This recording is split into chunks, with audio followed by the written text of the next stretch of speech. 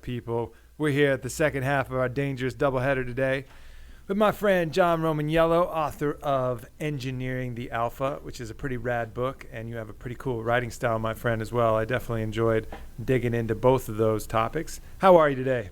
I'm doing very well, man. Thank you for the kind words. I really appreciate it. And thank you for having me. It means a lot. Yeah, absolutely, man.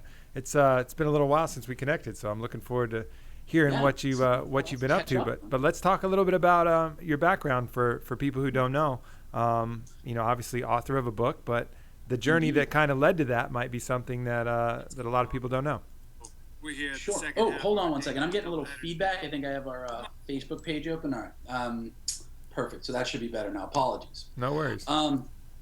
So for anyone who doesn't know me, forgive me in advance. I'm going to give you the super abridged version because I absolutely hate like listening to podcasts with people that I really like and whose histories I'm fairly familiar with. And it seems like every time they're on a podcast, I got to listen to them yap about like the first 20 years of their life for the first 10 minutes. I do the opposite, and I assume everybody knows everything, and I don't tell them a thing. That's my general MO. I'll give you the brief version, but you can check out my site at romanfitnesssystems.com. I have a personal site at johnromanello.com, and I'm sure if you Google me, there's like a Wikipedia page or something. So that'll give you the basics. The abridged version is that I started out a chubby kid from Long Island, New York, and like many chubby kids, dealt with a lot of self-esteem issues and all that. When I was about 19 years old, I sort of became enamored of the gym. Met my mentor, Alvin Batista, at a gym on Long Island, and went through this radical body transformation. And so, pretty stark differences in my life from the summer when I was 19 and chubby to the summer when I was 20 and completely shredded. Obviously, things changed, a lot of more confidence, was taking more risks. And that sort of filtered into everything in my Getting life. laid a little bit more, maybe? You know what? Interestingly not. I'll tell it. Yeah, it was really interesting. I had never dealt with what you could call sort of like an overwhelming deluge of feminine attention. I'd never been completely hard up, but the interesting thing was that now I worked at a summer camp, and so I go back that summer and I'm all shredded, and all of these women were interested in me, and I had no idea how to deal with it. So because I got like really like in my own head, as happens, and I started thinking like, well, if I hook up with this one chick, then these three others aren't going to be options anymore. And I just which is a really lie, but so much that I literally hooked up with 0 girls that summer. It's super embarrassing. We've all been there. But We've all been there. It's it happens. Girls particularly don't have to worry about that. The girls listening can be like, yeah, I could hook up with him, and then everybody he knows. Yeah, all I have to do is ask. It's super simple. A little more work for us. Yeah. But the long and short of it is that the fitness transformation changed my life in a number of profound ways. And then when I had finished school, I decided that rather than go to grad school immediately, I wanted to spend some time doing other things. So I started a personal training business. And I guess at some point, maybe I'll go to grad school, but it's 12 years later and things are rocking and rolling. So I've written a book, as you mentioned. It was on the bestseller list, a number of e-products, hundreds of articles. I've written for all the big magazines, done some TV stuff, train a couple of celebrities, a lot of athletes, some MMA guys that I'm sure we have in common are my clients. So yeah, that's the long and short of it. And now I mostly just create content for the interwebs. Yeah, right on. I definitely want to dig into some of that more. But one thing about your book that I really enjoyed was the foreword by Mr. Arnold Schwarzenegger himself, which was pretty epic. He talks about going cruising around out in the woods back in Austria where he's from and doing pull-ups on tree branches that are too big to grab a hold of. And just kind of like a cool story of the evolution of an icon. Tell us a little bit how you got to know him and got connected with the man himself. So that's sort of a dream come true for any meathead, right? Like even before I was into fitness, I was into Arnold. Because being, I guess, about 2 years old or so when he started making movies in earnest after Conan. I grew up watching Arnold, and I was just familiar with him as an action star, and I didn't really become familiar with him as a bodybuilder until high school, I suppose. Mm-hmm. So I've been a huge Arnold fan all my life. And then when you're getting into fitness, I did some competitive bodybuilding.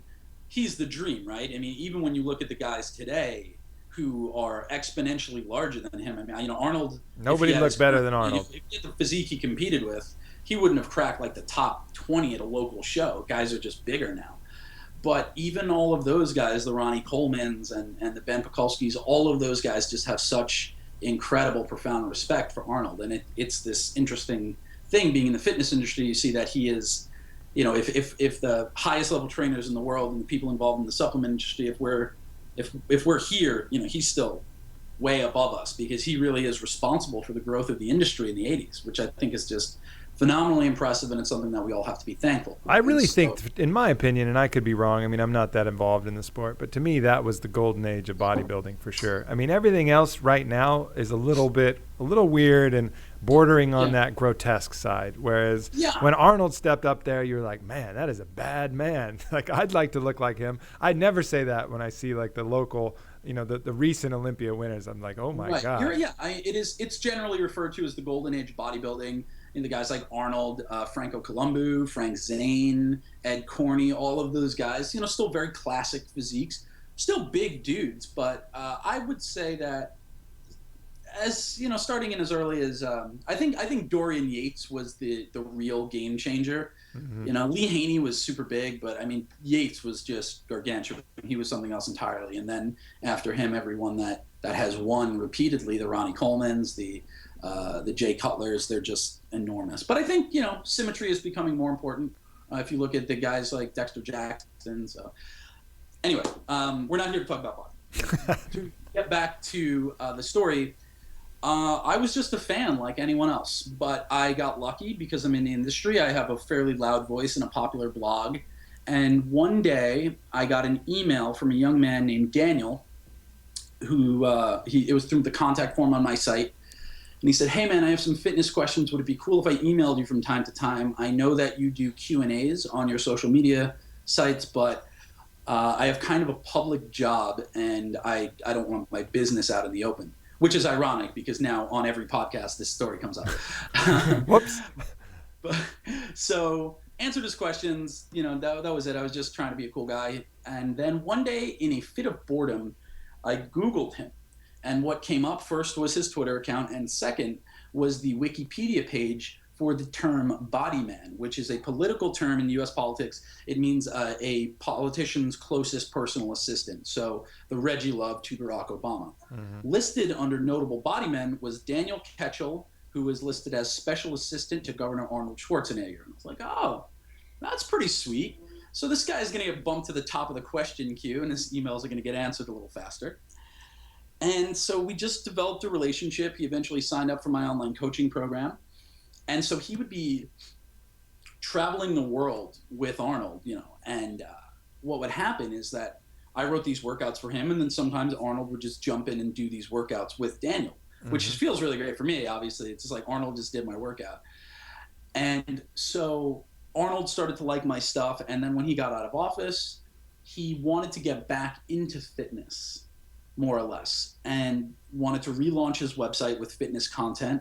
And so I was the first guy they approached. I started writing for them. I wrote the first article that was published on that site. And then my co-author, Adam, and I became sort of the de facto heads of Arnold's site, and we started recruiting other fitness professionals to write for the site. Mm-hmm. And so just formed an advisory board. And then when it came time for this all happened, the timeline was actually very fortuitous for us, because this was all happening in about 8 months leading up to the book. And so when we needed someone to write a foreword for us, he was the first person that came to our mind. We thought, if we're going to have a guest foreword, if we're going to ask someone who isn't us to write an introduction and set the tone for the book, we're going to swing for the fences. We want someone whose name is going to sell more copies, certainly, but also who is going to add something, who like brings a little extra attention to the book. And the only two people I thought would even be reasonable choices were Tim Ferriss, who's a friend of mine, and then Arnold. And so we asked Arnold first, because he's a little bit more tightly tied in the fitness realm, and he was kind enough to write it for us. And that's really how it happened. I got very lucky to build a relationship with someone who had a relationship with Arnold. And so I got to do some cool stuff for them, and just really grateful. Yeah, that's dope. It's an awesome story to see how that works. And, you know, it's kind of a cool message there too. I mean, of just being a master in what you do, putting in the work, and then you get to be friends with somebody who's friends with somebody, and you do it right for them. And if you keep following that path through, really cool things can happen, really good opportunities, and if you hadn't taken the time to respond to that first message and then taken the time to give him the attention, this may not have all developed. So it's kind of a good lesson in how life can work when you're doing things the right way. Absolutely. Yeah, no doubt. So let's talk a little bit about some of the core principles of your book, because you touch on a lot of different topics, not just fitness. So if you had to sum up kind of the general idea of your core principles, what would those be? I mean, let me just say, I think Alpha was probably 75 or 80% of the book that it could have been, that we wanted to be. There were a couple of things that we left out, some things that got edited out. And a lot of that just had to do with the timeline. We wrote the book in about 5 months because our publisher wanted a very quick turnaround. And so it was really intended to be a true lifestyle guide masquerading as a fitness book. And there are a lot of elements in that. But some of that stuff got edited out and some of it we just couldn't add. So really what I wanted it to be, and what I think it can be for a lot of people, is a guide that can help men realize that self-improvement and change is a very replicable process. It's a habit that has portable skill sets. So if you go through a fitness transformation that I did, the way I did, the lessons that you learn during that transformation, that trial by fire, those hardships, all of those are almost directly applicable to starting a business or going through a number of bad relationships and eventually finding a good one. There are aspects that are similar throughout. And so the lens that we push this through is something that is very near and dear to my heart, and that's Joseph Campbell's monomyth, or the hero's journey. And for anyone who doesn't know, I highly, highly recommend that you read everything Joseph Campbell has ever written. His seminal work is called The Hero with a Thousand Faces. It outlines the monomyth very, very strictly. So in Campbell's version, the monomyth is a 17-step process that it's ostensibly it's a storytelling cycle. The hero's journey is applicable to every great story you've ever heard. There's all these central characters, and they take these same paths, from the call to adventure, meeting with the mentor, all the way down to the ordeal, seizing the sword, and then eventually return with the elixir. And so it's basically this process by which the hero in the story, say Luke Skywalker in Star Wars, starts out, has all these hardships, learns all these lessons, and eventually is able to conquer this evil, but also do something that goes beyond just helping himself. He restores balance to the Force, peace to the galaxy. And so this story is universal. So whether it is Luke Skywalker or Harry Potter or King Arthur or Daniel LaRusso from The Karate Kid, all of these people take this same journey. And so I started to develop this idea probably when I was about 26 years old, that the hero's journey could be a really good problem-solving thesis and also a good lens for measuring change and self-improvement. And so my understanding, the way I feel is that whatever thing you're going through in your life, whatever, you're somewhere on this circle of the monomythic journey. You're either, at the call to adventure, meeting with the mentor, wherever, one of these 17 steps or 12 steps, depending on where you look at it. And if you understand the hero's journey well enough, you will then be able to figure out how to get to the next step, because you'll know what the next step is. For example, if you're starting a business, if you've decided, I'm going to start a business, I'm going to start a supplement company, for example, right? Mm-hmm. The very next step after the call to adventure is meeting with the mentor. So in your case, I'm sure you met with either business advisors, or maybe you talked to a few people that started supplement companies before. Whatever it was, you talked to people who knew more than you. Does that sound accurate? Yeah, and I think probably for me, the mentor in a lot of ways was Joe Rogan. I'd have to say, and that wasn't so much in his technical knowledge of that side of the business, but it was in knowledge of other areas and kind of the heart and direction of where it was going to go. I would have to credit that to him. Okay, so he's the mentor, right? So for anyone who is about to undertake any sort of big change in their life, whether it's starting a business, it's going to school, whatever, the first step for everyone should be to find a mentor. Find someone who knows more than you, and they can lead you through the rest of the path because they have done this. They know these things. And so, I could really and truly talk for hours upon hours about the hero's journey. But the important thing with regard to the book is that we wanted to serve as mentors. We wanted the book to first sound the call to adventure and then talk people through the next step, for which for them, most people is often refusal of the call. They start talking themselves out of it. Either they don't think they deserve to start a business or don't have the know-how, or I'll never be able to get fit. That's not for me. I don't have the time or the money or the work ethic or the genetics, whatever it is. So we wanted to talk them through that and then serve as the mentors and lead them through the ordeal, which is the program itself. And the goal of Alpha is certainly to elicit and enact a physical transformation. But I personally believe, and I'm quoting my good friend Craig Ballantyne here, that it is impossible to go through a physical transformation without also going through a mental and emotional one. And so with Alpha, we really tried to teach people that if you can change this one thing, which you thought was impossible, I'll never have a six-pack, I'll never be in good shape, and at the end of 12 weeks or 16 weeks, you have done that. If you did this one thing that you thought you could never do, what else can you do? What other impossible things can you achieve? And then, we've heard from guys, now Alpha's been out for over a year. We've heard from guys who after going through the training program, they quit their jobs. A lot of guys got out of bad relationships. Other guys have started businesses. One of the guys who's featured in the book, Claudio Espinoza, he's actually started this new business that I'll be talking about on my site over the next couple of months. So it's really, really interesting stuff that this one thing, this changing your body, provides an actionable dynamic through which you can enact change in other parts of your life. And that is the main thesis of the book. We would have liked to include a lot more of that, but that's really the philosophy. And then, of course, there's other parts to it, the specific parts, the fitness stuff.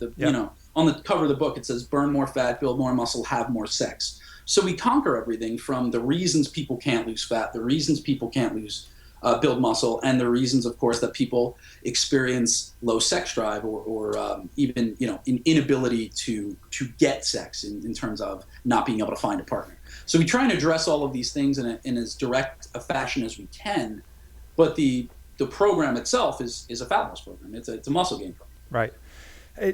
Using the body as a sandbox is a great tool to use, because one great thing about the body was everything else, these mental changes, you really don't have a good measuring stick other than, your own kind of self-awareness, which in many cases can be pretty easily clouded by the parasites of your own mind. The great thing about the body is that you have tangible proof of your results and you can see this linear progression. Whereas other things that you work on that are, kind of deeper involved in your psyche and your mind and your ego, they're a little bit more ephemeral. But with the body, you can, if you put in the work, and you do it smartly, you can see that day-to-day progress. It's actually the same with everything, as you're saying, but right. It's a great place to start. I fully agree with you, is with the body. One of the really interesting things about the hero's journey, and this is something that I've only really started to realize lately, I realize how many people have stumbled upon it accidentally and are using it in some way or another, and how effective it is. Because I really believe it is the only way to go through change. And this was something that was pointed out to me by my friend recently. I was explaining I tend to use Christopher Vogler's 12-step model of the hero's journey instead of the 17-step, because I just think it's a little bit more applicable to most people. And I was taking him through it step by step, and he pointed it out to me that the 12 steps in that model of the hero's journey more or less mirror the 12 steps of recovery in addiction programs. And it was something that I had never thought of because I don't have any experience there. But the call to adventure, what's the first step is admitting you have a problem, right? That's the hardest part, getting over that denial in addiction counseling. That's what they always say. The call to adventure, realizing you have a problem. And then the next part is refusal of the call. And that's getting through that first step. Which step do you take a bunch of mushrooms? That's the other step. But so no, that was such an this moment of realization for me that this world that exists, this very helpful world that helps people get over addiction, that helps people break these tragic cycles in their life, what it does is it replaces them with a helpful cycle. And those 12 steps are more or less mirrors of the hero's journey. And I thought that was just wonderful. So this is really, really does apply to so many things. It's not just building muscle or building a business or anything else. It's pretty important. Mm-hmm. Let's go back to the get more sex part of your book. What are your thoughts on that? What are your kind of fundamental tenets? I think a lot of people are aware of kind of the Neil Strauss philosophy, which certainly is effective, but has a bit of a dark side in that you're manipulating psychology to a certain degree. But there's also a very bright side of that too, which is making you a much more interesting person, which I think is the good part of kind of Neil's work. There are two real prongs to the get more sex part. The first is sort of the acquisition of sex, as as you touched on. But the other one that we talk a little bit about more in the book is the ability to have sex, not the ability to get sex, but the ability to have sex. So we'll touch on this first and then swing over to Neil Strauss because I like talking about my boy. But the crazy thing was we interviewed 320 people for this book, and it is absolutely astounding, Aubrey, astounding that guys as young as 22 years old are experiencing seriously compromised libido, very, very low sex drive. We talk to guys who are like seniors in college, having, like not taking a lot of courses, not under a ton of stress, whatever reason. Seniors in college, 22 years old, they have a hot girlfriend who sleeps next to them in bed every night. They have sex twice a month. Brutal. That's abnormal. And the worst part is these guys just don't want sex. That sex drive isn't there. And because of that, when libido is compromised, it happens both physiologically and psychologically. Those things are very interconnected. So when you have a low sex drive, you don't even know you have a low sex drive. When you're not hungry, you just don't want to eat because you focus on whatever it is you do want to do. If you're not hungry, maybe you're thirsty, maybe you're bored, maybe you want to watch TV. And what happens is when your sex drive decreases, you're not aware of it. Not right away, because you're just not hungry. You just don't want it's like a diabetic having low blood sugar. Sure. But the person that you're involved with, they certainly notice. Mm-hmm. And so when you talk to these guys, their main stressor is not, or initially, I have low sex drive and I need to learn how to fix it or deal with it. Their stressor is my girlfriend won't get off my back about never fucking her. And like, it's really like stressing me out. It's making me feel bad. I feel guilty. And then like, I feel like she's attacking me and I feel bad. And so it's Where really are these girls? I've never met one. Dude, I tell you, every girl you've met is like that. If you're dating someone seriously, calling you out like that, Orlando. You're gonna hear Hold on, let me get on my phone and I'm going to text each and every one of them. You don't know, Orlando. Every girl's like, Orlando, stop humping me. Jesus. You know what? Too much T+. This is something that got cut from the book, but I had some personal experience with this, actually. When I was 24, maybe 23, I got involved in my first like truly serious relationship. This amazing chick, gorgeous beyond reckoning. She was probably like one of the most beautiful women I've ever seen up until, like I started training celebrities and then eventually, met my wife. And super sexy, high sex drive. We we dated for like 6 months and then moved in together. And then 6 months after moving in together, my sex drive like took a nosedive. And I wasn't even super aware of it until she like brought it up to me. And she was just like, why don't we fuck anymore? Like, what's the deal there?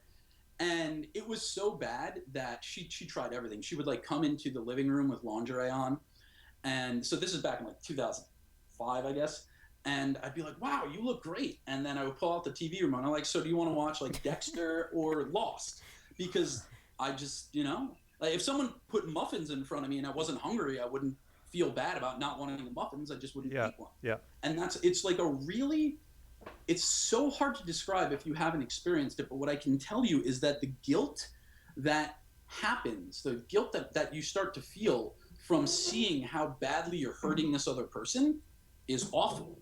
And then, of course, like you're just like, all right, you start to like get in your own head and you just got to psych yourself up. And all day, you're at work and you're just like, all right, I got to fuck my girlfriend tonight. No matter what else happens tonight, I have to do this or shit's going to get bad. She's going to be upset. And so now sex not wanting it becomes this huge stressor in your life. Mm-hmm. And all you can think about is how to like just do it. And then you get there and it's like physiologically hard to become aroused. You're stressed out about it. And, you know, the whole thing, it's just a really, really terrible situation. And most guys don't expect to experience it in their 20s, particularly their early 20s. And it's happening more and more and more. So what was the cause for you, you think? Have you analyzed? I'm sure you have. So for me, it was low testosterone, which is like fucking bizarre, right? I was 24 years old. You would think that my levels would be through the roof. So here's the problem with that. I had my testosterone levels checked when I was 22 years old, primarily because I needed to get drug tested for a bodybuilding show that I was doing. So my testosterone was very high. It was like 800 nanograms per deciliter, which is what's called high normal. And so then I got tested after this girl and I broke up, as you can tell, obviously happened. And my levels were in like the like 350 to 400 nanograms per deciliter area. So the problem there is that's still technically considered normal, right? Mm-hmm. So the range for normal, depending on the lab you go to, the lab that I use is typically, it's like 230 nanograms per deciliter to 1,050 nanograms per deciliter. And the range, that's just huge. That's just tremendous, right? Yeah. So I was at 800 and considered normal. And then I literally was 50% lower. My testosterone decreased by half and I was still normal. And so I went to the doctor. And he was just like, well, you know, this is good. You should be happy with this. So I think that within the medical community, the range for normal really needs to be adjusted because it's been shown that the negative consequences of low testosterone can manifest at the 400 nanogram per deciliter mark.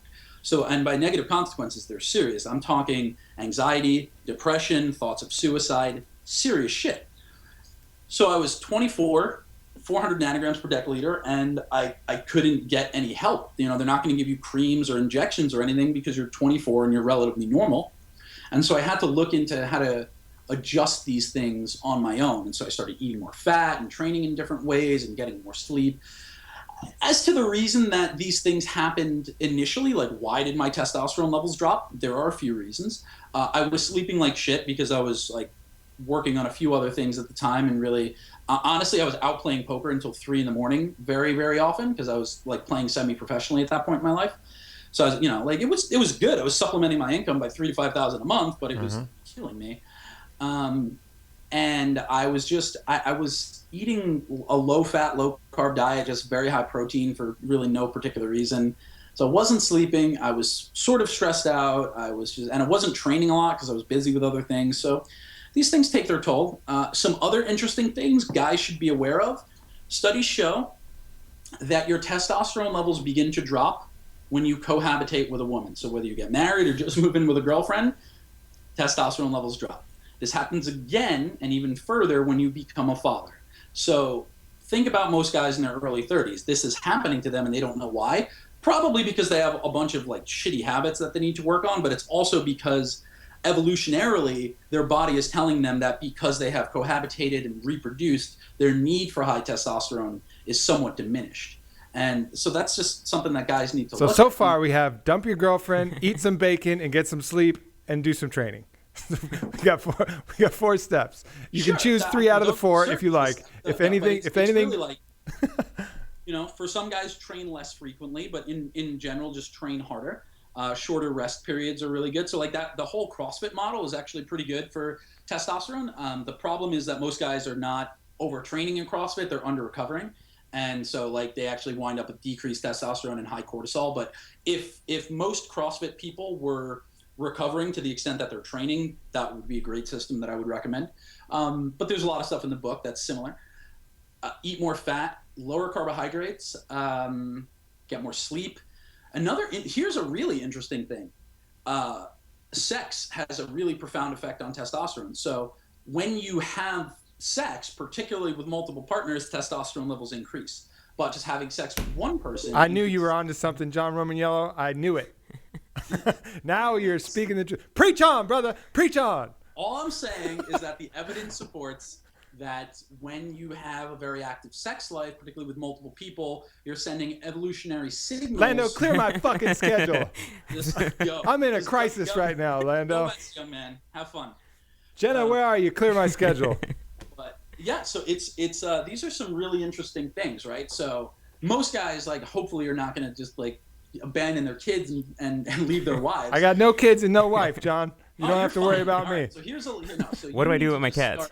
start. Lando has cats. Does he have to get rid of them too? Is cohabitating with cats, does that lower your testosterone? It might Honestly, lower your it's just- testosterone, Lando. I don't think cats lower testosterone, but I'm pretty sure that they're going to diminish your ability to get laid. Go over and see cats. No! Why do you have a cat? Why? I got Why do you two, have a man. cat? I like pussy. Apparently the Wrong kind. Cat people are always just like, no, not my cat's different. Like, my cat doesn't run from people. My cat's more like a dog. Fuck you, get a dog. If you like cats, if you're a cat person, that's fine. Then continue to like and own and have and love cats. But don't make it ever be a view that tiger. my cat's John more Romaniello like has a lost dog all line. respect for me. Just don't give me the dog line, because fuck you. If you want a dog, get a dog. Anyway, so yeah, there's a lot of these factors. So the action steps for most guys are, first and foremost, get tested. You don't know where your levels are. You may not have low testosterone now. You may not be experiencing compromised sex drive now, but you have no idea when that might happen. So get tested now and establish a baseline, because that way, if you do start to experiencing any of these symptoms, you can get tested again, and you'll have you'll be able to make a comparative analysis. And it may be the case that your testosterone levels are still where they were, and that's not your issue. It was my issue, but not every guy with low sex drive is experiencing low testosterone. A lot of times it's something else that's going on psychologically. So these are important things. The first thing you do, get tested. If you do have low testosterone, or if it happens to you at any point, get more sleep, have more sex, eat more bacon, or saturated fat in particular, good. Grass-fed beef is amazing. Avocados, butter, coconut. From there, just start. If you're not already training, train harder, train heavier, decrease your rest periods. So those are the big action steps. Are you good there? You want to swing more to the acquisition of sex and the pickup artist stuff, or you want to stay here for a minute? I mean, that's pretty valuable kind of intel, I think, that people can soak in. But I think you nailed kind of the main categories, especially as far as I know. And so yeah, let's go into some of the psychological issues. Unless, Lando, you have any other questions here? I'm just gonna take notes. All right, let's swing into the psychological then. So I actually spoke at one of Neil Strauss's conferences, and I consider Neil a friend, so obviously I'm a little bit biased here. But at his conference, I said that I find myself in the unusual position of defending the game, probably more than anyone else I know, and for a few reasons that I defend this book. The game is a book written by Neil Strauss about his transformation. So the name of the book is The Game, and exploration Penetrating the Secret Society of Pickup Artists. In the book, Neil goes through this transformation from being this nerdy guy to being this suave dude, and he learns everything about game, how to open a set, how to nag, all this stuff. And so he learns to be a pickup artist, and at the end, he's considered one of the top pickup artists in the world, right? So I told the guys at this conference that I find myself in the position of defending the game for a few reasons. The first is that it is a near perfect representation of the hero's journey. Neil's transformation arc in that book mirrors the hero's journey step for step. Indeed. The second is that it's actually a very well-written book. Neil is a very strong writer, and I think it's worth reading because it's entertaining and well-written. Agree But completely. the third, and perhaps most importantly, is because I think game is valuable. We can talk about how it's psychological manipulation, or is it dishonest? We can talk about that. I don't think it is, but what I believe is this. Not being able to talk to women is a serious pain point for a lot of guys. It is.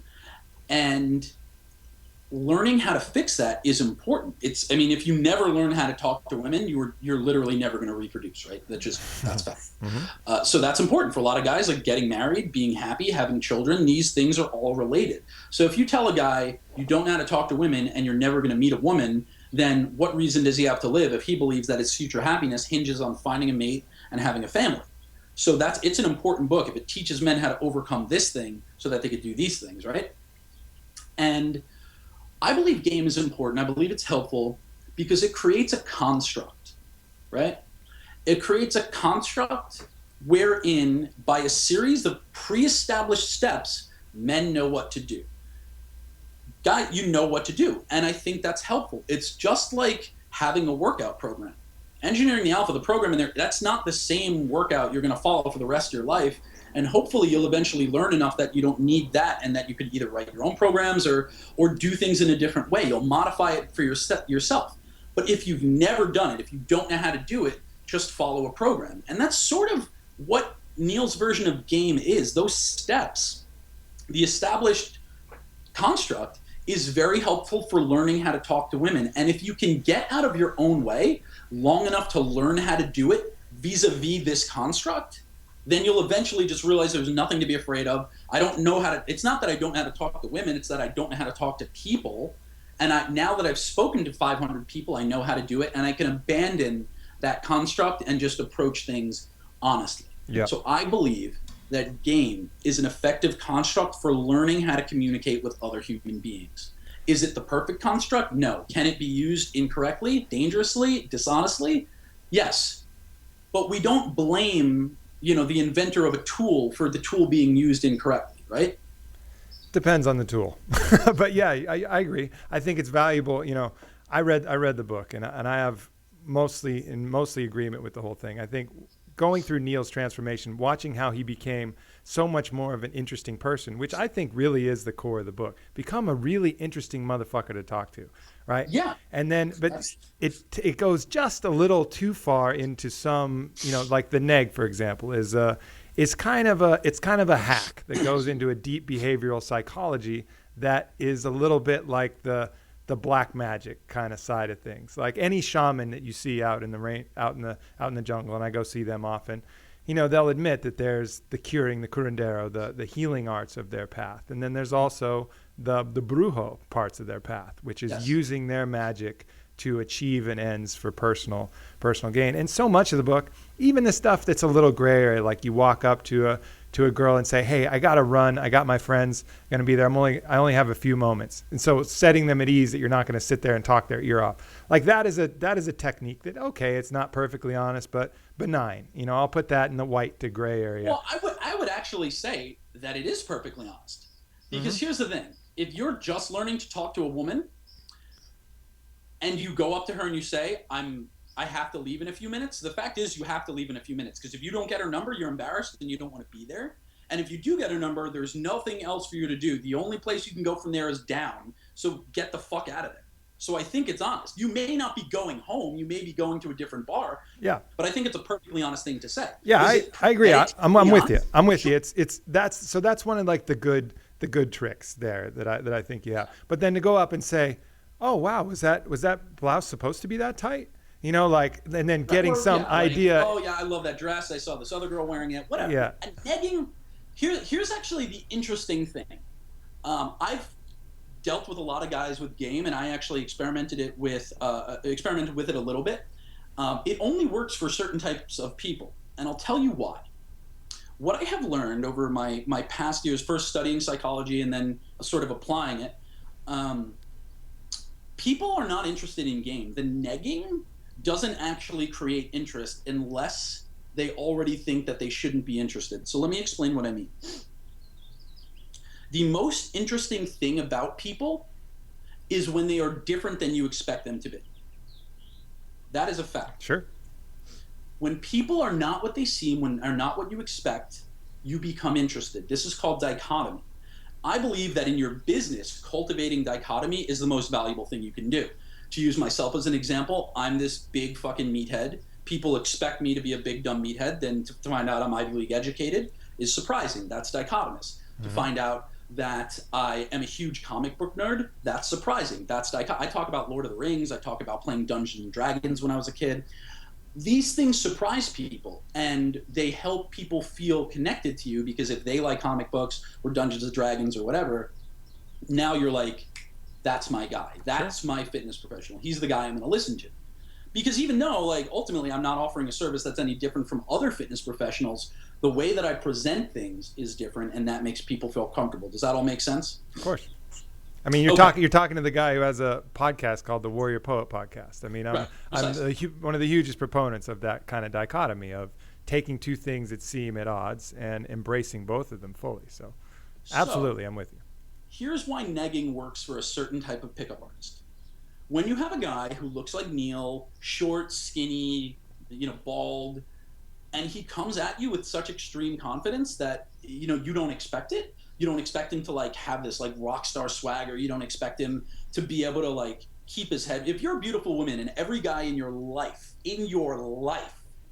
who looks like Neil has been scared to talk to you or couldn't keep his head in a conversation with you because he was so focused on trying to say the right thing to impress you or to keep you there, to like fucking hold on to you, and like just so you don't leave and go talk to a more attractive guy. If every single guy you've ever spoken to is like that, and then Neil comes at you like walking around like he's got a 9-inch cock, you're gonna be fucking interested because Sure. It's so different than your experience leads you to believe. And when he insults you, when he's like, "Oh yeah, I saw some other girl wearing that dress," that gets your interest. So negging works for pickup artists who do not look like they would have a lot of confidence. When I tried to neg women, it was absolutely disaster. And I didn't do it a lot because I don't like being mean to people. It's really hard. I don't even like telling my employees what to do. I feel it's mean. Like, I don't want to be a mean boss. So like, I have an assistant who specifically delegates to the other employees. So you let someone else be mean on your behalf. Yeah, I'm just like, you handle the mean parts. Your job is to yell at them when they're bad. So I don't like negging, but I did try it because I wanted to learn this process. And it did not work for me. And what I realized, and I'm going to sound like an arrogant asshole by saying this, I am way too good looking to neg girls because where I come from. Lando, take that note. You are too good looking to neg girls. Too good looking. Yeah. Because here's the thing. Don't even think about it. If some guy walks up to you, some muscular, good looking guy, like I've done some fitness modeling. I think I can comfortably say I'm an attractive dude. So if some good looking, jacked, shredded guy like swaggers up to you, first of all, you see me from across the room, everyone assumes I'm a meathead and I'm an asshole.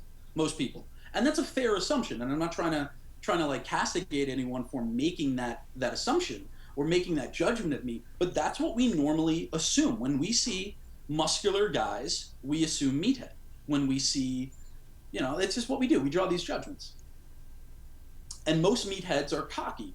So if I go up to a girl and I neg her and I act cocky, all I have done are confirm her pre-existing suspicions of me.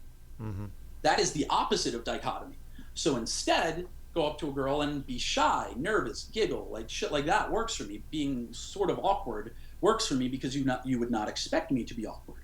And then, like when I bring up Dungeons and Dragons, you're surprised. And you'd be absolutely boggled by like, how many women have like wound up giving me their numbers after a conversation about Dungeons and Dragons. And these things or Harry Potter is another one that worked really well. I used to go out in bars wearing like a very tight Gryffindor t-shirt. And I got so, not super tight like this, but like, tight enough that you could see the outline of my body, but wearing a Gryffindor t-shirt, a bright yellow Gryffindor t-shirt. And you would be absolutely just fucking shocked by how many women during the course of the night would come up to the guy in the Gryffindor t-shirt. And they're like, "You read Harry Potter?" I can actually read. I promise you. I have read books. Because they don't expect it, Sure.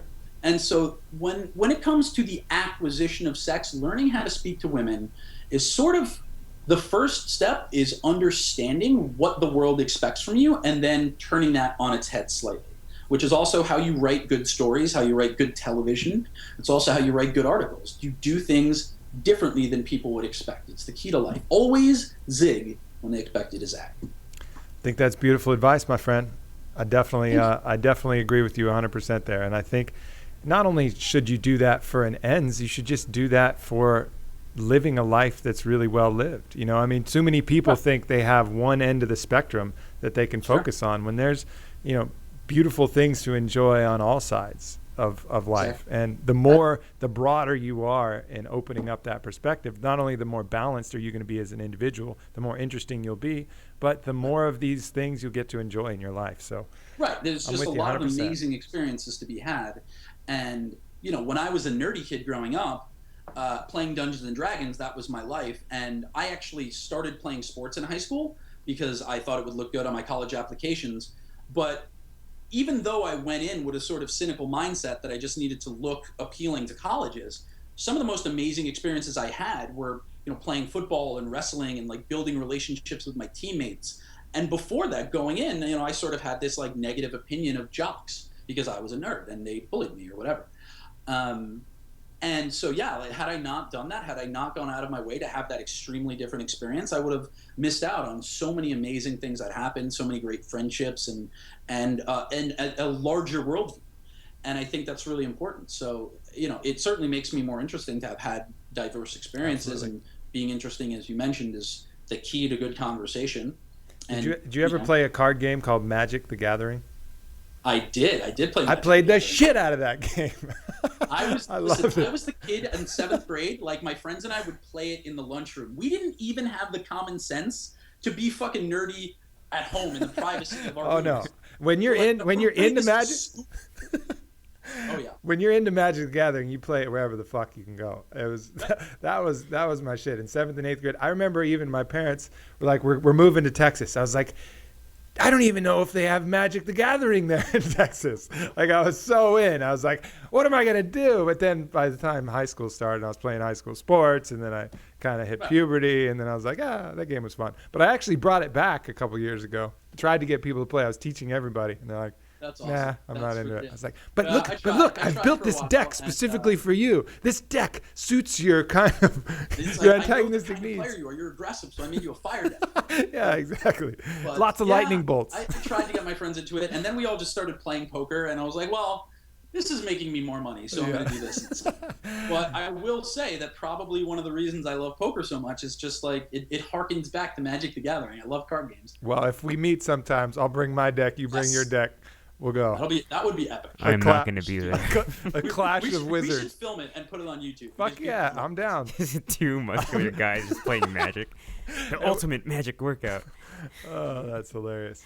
Well, John, how did you? For those of you who don't know, how did you get linked up with Onnit? How did you find us? How did we find you? And what do you think about kind of what we're doing, our ideas here? I was aware of Onnit because of Rogan, and I'm trying to think, when was the first? So I hadn't tried anything except Alpha Brain, and I tried that because a friend of mine had it, and it was interesting. You guys took out an ad in one of the airline magazines. It might Southwest Airlines, Spirit Magazine. Okay, yeah. So the Southwest ad. So I was on a Southwest flight going down to Florida, and a buddy of mine was with me, and he actually had some Alpha Brain, and so I was like reading. I was like, "This seems cool." He's like, "I have some." I was like, "All right, well, we got a couple hours on the plane. Let me knock out some work. Give me some Alpha Brain," and I liked it. And then, like, it was only 4 or 5 weeks after that originally Orlando actually reached out to me via the contact form on my site, and it was like the most perfect soft pitch email I've ever gotten, because I get like tons and tons of times like people, that you can tell it's a form email or it's just poorly written, or they're just like, it's too fucking long. I get pitched a lot of shit, all sorts of different supplement companies, and the thing that caught my eye was not so much that I tried Alpha Brain and liked it, but that Orlando had written an amazing email. It was like very quick. It's like it acknowledged that I don't like long emails. It's like, "Hey Roman, I know you don't like a lot of emails. I just want to quickly tell you about this thing." And it was basically, here are a couple of people that we work with. Here are the products we produce. What's your address? I want to send you some free stuff. It was like established credibility. Well, compliment me a little bit. Play to the fact that you're acknowledging I don't like long emails. Establish credibility with like you work with all these guys, and then lay out some stuff, and then offer me free shit. It was fucking perfect. And all you were missing was a If name. you get anything else, you can just give it to Aubrey. Just go as long as you possibly want. That's great. That's hilarious. So the first thing I did was I emailed him back, and I said, at some point I'm going to write an article on how to write a good pitch email. Can I use this? And I think he did give me permission, as long as I did not mention Onnit's name, although I guess now if I write that article, I should just go ahead and do it. Yeah, sure. But and so he sent me free stuff, and which I appreciate because I like free things. And then it was Hemp Force. Hemp Force was the one that like fucking changed my mind about hemp protein. Yeah, for sure. Because I had tried it like years before when I was doing a vegetarian experiment, and it tasted just like dusty. It tasted like what I imagine a mummy's asshole would taste. And but hemp Force was fucking super legit, and I like loved it. And I went through the whole thing, and so we just talked a little bit. and started recommending the products, signed up for some other stuff, and then got on the honor roll. And no offense to anybody, no offense to anybody that likes to provide analingus for mummies. That's I mean, if you're into that, dude, that's whatever. That's your thing. I'm not judging. You might be surprised places I've had my tongue. It doesn't matter. The point is that I enjoyed the delicious, smooth, chocolatey flavor of hemp force. Indeed. And so I tried it with just water, and it was incredible. And then I tried it with the Zico chocolate coconut water, and it like fucking blew me away. I was like, this is a milkshake. This is it, all I need to do is like add ice and a little yogurt to make it thick, and it was like, this is incredible. So yeah, you guys did a great job with the flavors. So that was how we got hooked up. Right on, my friend. And now it's going to culminate in an epic wizards duel. I'm holding you to that. I'm going to dust those motherfucking decks off. I got 3 that are like ready to go. I've been playing them I just play myself sometimes. I just play them against each other. That's what we'll do next year for the RTX the party. We'll just have a live Magic game. Challenge Aubrey 24 hours. All right. Well, good to talk to you, my friend. Hopefully we'll link up when I'm out in Santa Monica soon. Yeah, for sure, man. Hit me up. We'll play some Magic, get some steak, all the good stuff. But thank you again for having me. I really appreciate it.